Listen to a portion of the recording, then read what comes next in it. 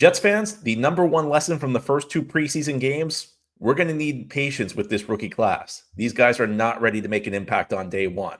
Locked On Jets begins now.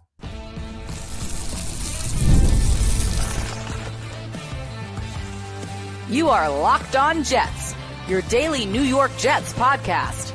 Part of the Locked On Podcast Network, your team every day.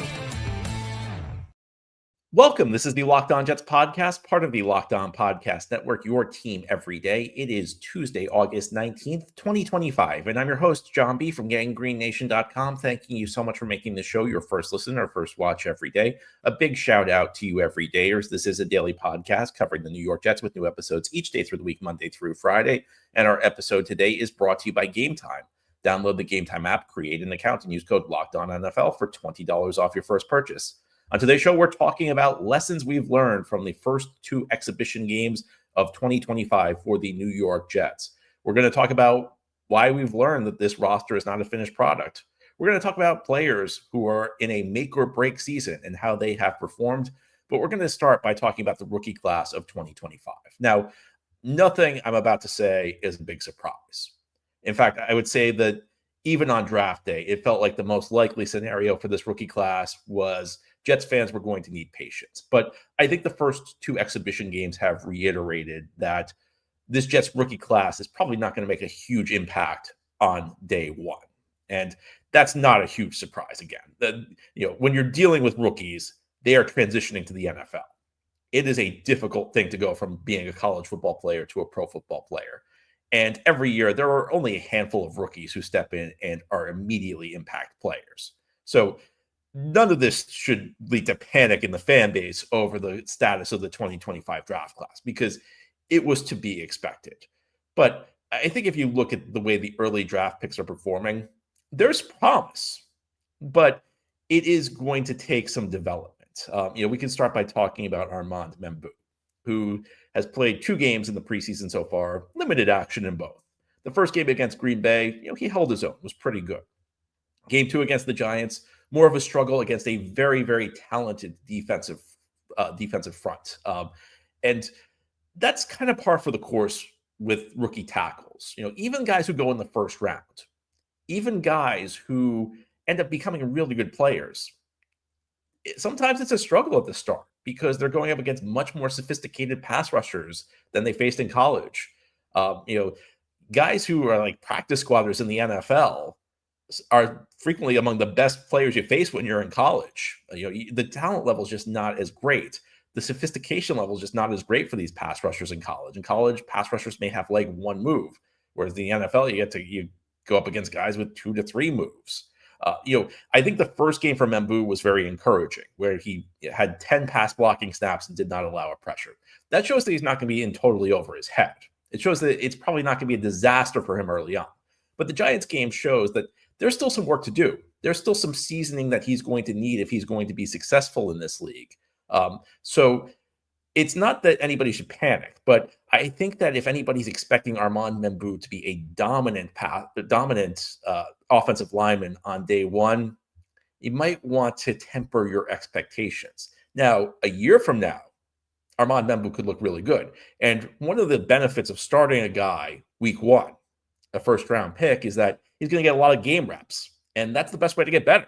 You get more experience. I think that's true of like any job you have. The more experience you get, the better you get at it typically.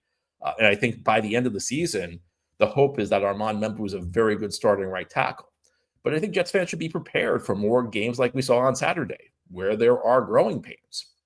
That's just the way it is. It's not easy to develop talent in this league. It's great when somebody steps in and is dominant on day one. It's great when somebody steps in and there's nothing that needs to be improved on day one. But even for a high pick like Membou, I don't know how realistic that is. So I'm not saying disaster, I'm not saying panic. I'm just saying let's keep expectations in check. I think the same is true for Mason Taylor, the tight end the Jets picked in the second round. And I feel like the fan base is very hopeful about Mason Taylor, and there's nothing wrong with that. And I think this hopefulness is maybe setting expectations a little bit too high. I thought that there was like an outside chance maybe Mason Taylor could come in and be an impact player on day one at the start of training camp. The big issue with Taylor is that he got hurt. He suffered a high ankle sprain. He missed some training camp. And that's the kind of thing that I think just sets you back, because like Membu, there's talent with Taylor. There's potential with Taylor, but there's a lack of seasoning. It's going to take some time for him to get his technique up to speed. And that's true, I think, of route running. I think it's true of his blocking technique. Like Membu, Taylor's probably going to see a lot of snaps early on. And rookie tight ends tend to struggle in this league. I think people look at what Brock Bowers did a year ago, and they think that that's a normal thing. They think that's a reasonable expectation to set. It's not normal to have this rookie season Brock Bowers did for a tight end. Again, with tight ends, it takes time. And I think in a normal scenario, Taylor would start off as like the number 2, number 3 tight end on the roster and get a handful of snaps, kind of get comfortable running routes, kind of build them up from there, and then year 2, year 3, be ready to take over the starting job. Because the Jets are really lacking talent at the tight end position, Taylor's going to be pressed into starting duty right away, maybe before he's ready, probably before he's ready. Now, the benefit for this is that he's going to get a lot of game reps. And again, the more experience you get on the job, the better you get at it. And the more reps you get early on, the faster you can improve. And this is another situation where I think the hope for the Jets will be by the end of the season. And this is going to be a theme of the 2025 Jets, is we're going to hope that this team is better at the end of the season than it is at the start of the season. And Taylor is an example of that the hope is that by the end of the season, he really starts looking the part of a starting tight end in this league. That I think is like the ultimate hope for Mason Taylor this year. But again, I think expectations need to be tempered a little bit in the early part of the season. The third round pick is Arie Thomas. Nobody is really expecting him to start. You have Sauce Gardner and Brandon Stevens as your starting outside corners. You have Michael Carter II in the slot. So no, I don't think expectations are high for Thomas. But the last guy who I think has received big expectations is Arian Smith, the 4th round pick out of Georgia. And I've been a bit surprised by how positive the response online among Jets fans has been to his performance on Saturday night against the Giants. Because he had 2 catches. There's probably one play where the Giants should have been flagged for a pass interference on him. But the final stat line for Smith on Saturday night was 2 catches. And aside from those 2 catches, I saw a drop, and I saw at least 2 and maybe a third ball, which maybe weren't outright drops, not egregious plays, but balls that could have been caught if he had tracked them better. And Smith, the big weakness when the Jets drafted him was that he was not great at tracking the ball. He had a really high drop rate at college at Georgia. And the Jets have spent a lot of this exhibition season, and Jets have spent a lot of training camp telling us that he's fixed the problem, that the coaching has fixed the problems. And there was a, actually recent report that, he was using strobe lights to be able to track the ball better. Well, I don't think he really tracked the ball all that much better in the Giants game. And it's one thing to have a drop. Even the guy with like the best hands in the league is going to drop the occasional pass. So I would not have panicked over that. And I'm not saying I'm panicking over Smith, but I did not see a guy who looks greatly improved at tracking the ball in the air. And that's a big thing. That's going to be a big thing with Smith because he's already undersized. He's already still kind of a work in progress running his routes. He can run good routes. I mean, there was one of his 2 catches he ran a very good route on, but he's unrefined. He's a guy with a lot of speed, but you have to learn how to use your speed, kind of like a pitcher in baseball. You can't throw the fastball every pitch in baseball. Otherwise the other team's going to catch up with it. You have to kind of vary your speed. And that's true of route running, where you need to slow down, then explode out of a break, and you kind of set a corner up. And he's still learning the nuances of that. And aside from that, again, like being able to track the ball in the air, the hope is that the Jets will get him to a better spot there. But I really think, like, I've seen Jets fans refer to him as like the favorite to be the number 2 receiver. And I look at his skill set right now. And again, like, he can improve. The hope is that these guys improve. The hope is that, even if these guys aren't ready to be big impact players on day one, that as we get deeper into the season, they should get better. Kind of like Olu Fashanu last year. Last year, Olu Fashanu really struggled. By the time he got to the halfway point, the 3-quarter mark, Fashanu was playing pretty well. So that's the hope with these guys. When I say they're not going to be impact players on day one, that's not reason for you to be panicking. It's not reason for you to be upset. It's just trying to temper expectations and not make sure you're not really disappointed if these guys aren't dominant players on day one. Now, here on the Locked On Jets podcast, we'll go a little bit deeper into the Jets draft past. There are some guys who were drafted 2021, 2022, 2023. 2024, who are facing big seasons. And for some of them, things are going well. For others, not so well. We'll talk about who these guys are and how they're doing as we continue here on this Tuesday edition of Locked On Jets.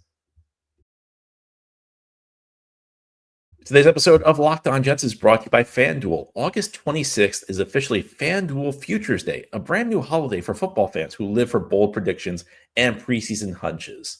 For just 24 hours, FanDuel is giving you deals on NFL season predictions. So whether you're calling your MVP, eyeing a long shot division winner, or ready to crown your Super Bowl champ before week one even kicks off, this is your moment. So take a flyer on the MVP race. I think it's tough to bet against Lamar Jackson. You can crown your champion in August. Will the Eagles repeat? Will Kansas City return? Will this finally be your Baltimore or Buffalo breakthrough? Maybe Detroit? Or parlay your division winner dark horses. Visit the FanDuel app today and start planning your future bets now. And if you think the Jets are going to have a big season, hey, I mean, nobody else really does. So you'll get good odds on FanDuel because Futures Day is one day and one day only. FanDuel, play your game. Thank you so much for making Locked On Jets your first listener, first watch every day, and a big shout out to you everydayers. This is a daily podcast covering the New York Jets with new episodes each day through the week, Monday through Friday. We're talking about lessons learned from the Jets' first two preseason games in 2025. Heading into this preseason, there were certain players that I thought were worth watching, and the majority of these guys were kind of depth players, guys who were recent draft picks who hadn't really broken out yet and had reached a critical point in their careers. But there was one starter I really had my eye on heading into these preseason games, and that's Michael Carter II, who was a fifth-round pick in 2021, was a day one starter for the Jets, and year two and year three, he really kind of broke out. He played very well those seasons, developed into an above-average slot corner, got a big extension before last season began, and then had a down year. And I think that there were mitigating circumstances behind MC2 really struggling last year, and that was mainly he was playing hurt through most of the year. At least that was the hope. And I think through the first couple of weeks of the preseason, we've seen Michael Carter II look like Michael Carter II. He looks like a fully healthy guy. You could tell last year, there were moments where he wasn't moving well. I mean, he was on the injury report a lot. So I was willing to dismiss his struggles last year as just a sign he was playing hurt. And I think that the early points of this preseason have eased any concerns I might have had that it was something other than injury. Michael Carter II looks like Michael Carter II again. I think he's ready to have a big year for the Jets. I think he's ready to look like the guy he was back in 2022 and 2023. Now, there are some other guys who, it's kind of like they kind of reached their make or break points.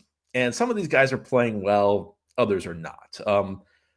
Jarek Bernard-Converse, he was a late round pick in 2023. He had a big game Saturday night. He looked really solid in coverage. And look, he's going against backups. So will this translate to when he plays starters? I don't know. But he also made a great one-on-one tackle on the goal line. And this is a guy who's kind of like bounced between safety and corner. It looks like the Jets are trying him out at corner.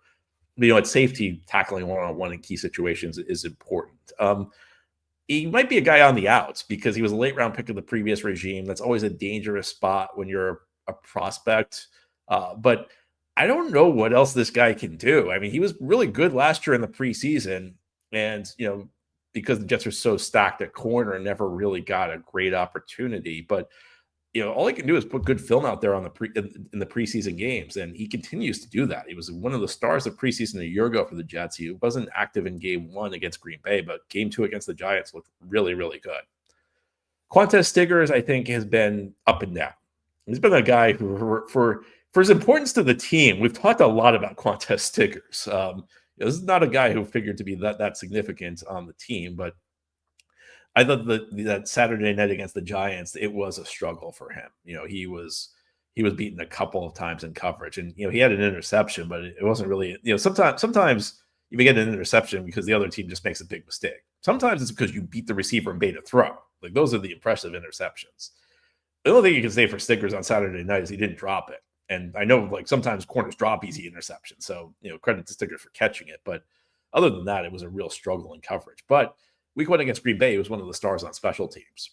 And as I said yesterday, I think that at the end of the day, when it comes to these depth roster spots, special teams will carry the day because it's unlikely Stiggers is ever going to see the field at corner for the Jets. At best, he's the number 5 corner on the team. And if Bernard-Converse makes it, he may even be below Bernard-Converse on the depth chart. but he will, these guys will get an opportunity on special teams to play. If you show you can cover, you got an opportunity. And I think I always view that as that's the type of thing that allows you to extend your career. It gives you an opportunity to develop at your natural position if you can play special teams effectively. So a bit of a mixed bag from Bernard Converse. And then the guys who really need to step up and aren't stepping up, there are three of them. All of them play pass catching positions. I'd say Jeremy Ruckert, I would say Zach Kuntz, and Malachi Corley. And I think all three of these guys could be in some trouble when it comes to getting a roster spot. With Ruckert, Ruckert's a guy who I think maybe because he's a local kid, the fan base has really wanted to embrace. And I think he's in many ways been embraced in the way maybe he shouldn't have been, because I don't think he's been that great through his first 3 years. I think he's kind of an inconsistent blocker, and he really hasn't added much in the receiving game. The way I describe Ruckert as a blocker, he's kind of like the Denzel Mims of blocking, from the standpoint that every now and then you see like a highlight reel block, the way you'd see like a highlight reel catch from Mims every now and then. I think that leaves you with the impression that maybe he's got more upside there than he really does, but we're now entering year 4 and he still hasn't really mastered the technique. And yes, there are plays where he throws a great block, but he misses on a lot of blocks. And he's not really developed as a pass catcher. See, the thing is, when the Jets drafted Ruckert in 2022, the theory behind it was, number one, he had the physical tools. He was big enough and strong enough to potentially be a good blocker if you figured out his technique. And there were like highlight reel plays. Again, there were highlight reel blocks in college.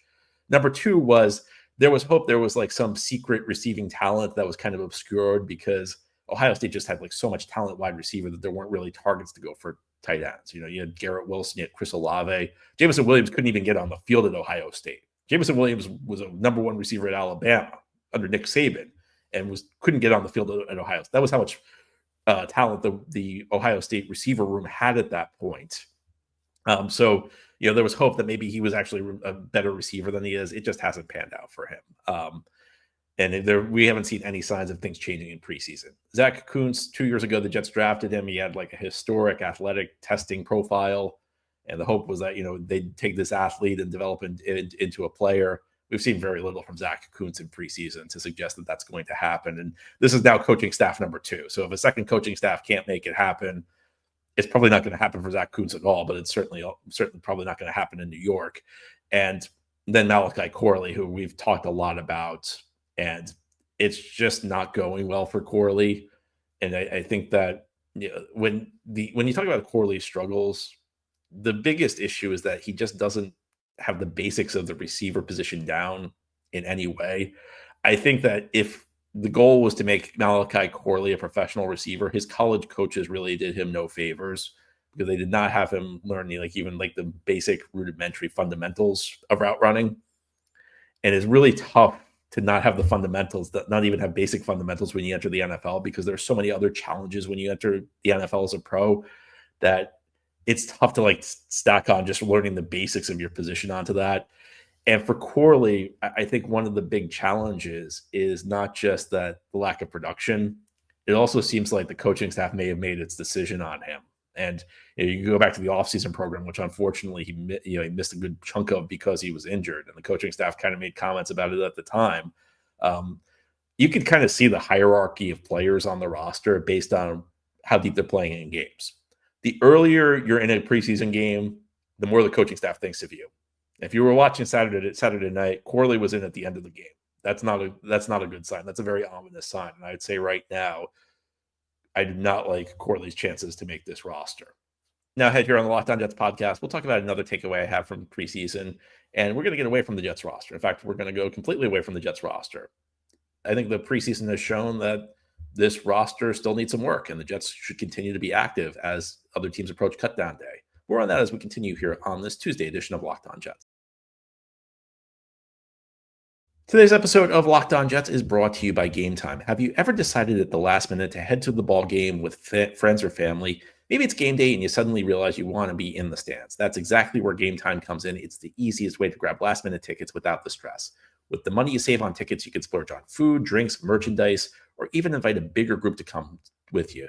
Gametime makes it possible. Gametime makes buying tickets fast and simple. Prices on the app actually drop the closer you get to first pitch, and they've got incredible last-minute deals, clear seat views, and a lowest price guarantee that takes the worrying out of buying. I've used Gametime myself on many occasions. Last-minute tickets at an amazing price. I like the all-in pricing. You see the full price before you buy. No hidden fees.